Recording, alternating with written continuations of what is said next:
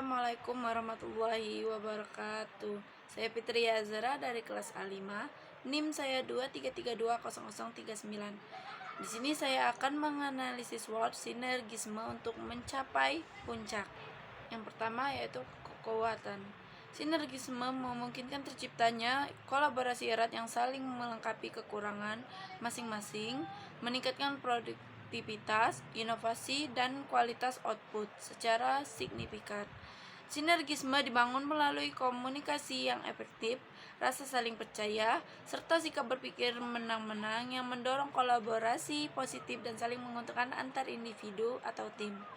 Pertama yaitu efisiensi dan efektivitas kerja yang meningkat karena pembagian tugas sesuai keahlian.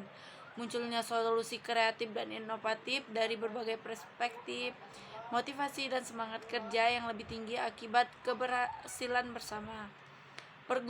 Pengurangan risiko melalui pembagian tanggung jawab, perluasan jaringan dan koneksi yang mendukung pengembangan karir atau bisnis, penghematan biaya dengan berbagai sumber daya, peningkatan daya saing organisasi atau individu dalam menghadapi tantangan.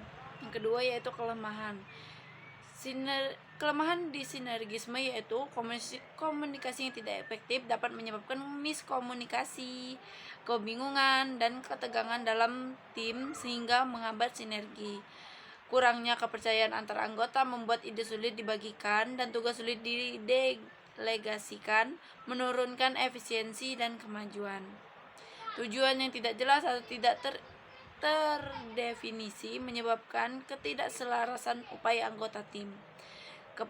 Kepemimpinan yang buruk dapat menimbulkan stres dan menurunkan motivasi serta produktivitas tim. Resistensi terhadap perubahan menghambat adaptasi dan keberhasilan sinergi. Potensi konflik antar subunit atau spesialis yang mengejar tujuan sempit sehingga mengabaikan kepentingan organisasi secara keseluruhan. Ketergantungan berlebihan pada pemimpin tertentu yang jika gagal dapat mengancam kelangsungan sinergi dan organisasi. Ambiguitas peran dan tanggung jawab yang menyebabkan kebingungan dan konflik internal. Pengambilan keputusan yang lambat akibat koordinasi yang kompleks dan birokrasi internal. Itulah kelemahan di dalam sinergisme yang akan menghambat seluruhnya kegiatan di dalam kewirausahaan atau organisasi. Yang ketiga yaitu peluang.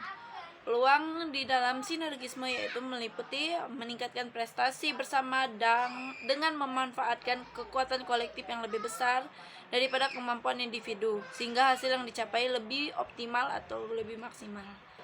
Memperluas jaringan dan kolaborasi lintas batas yang membuka peluang kerjasama dan pertumbuhan lebih luas, baik dalam organisasi maupun antar organisasi.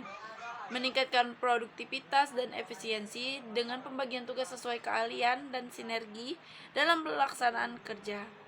Itulah peluang-peluang yang ada di sinergisme melalui analisis SWOT. Yang keempat yaitu ancaman.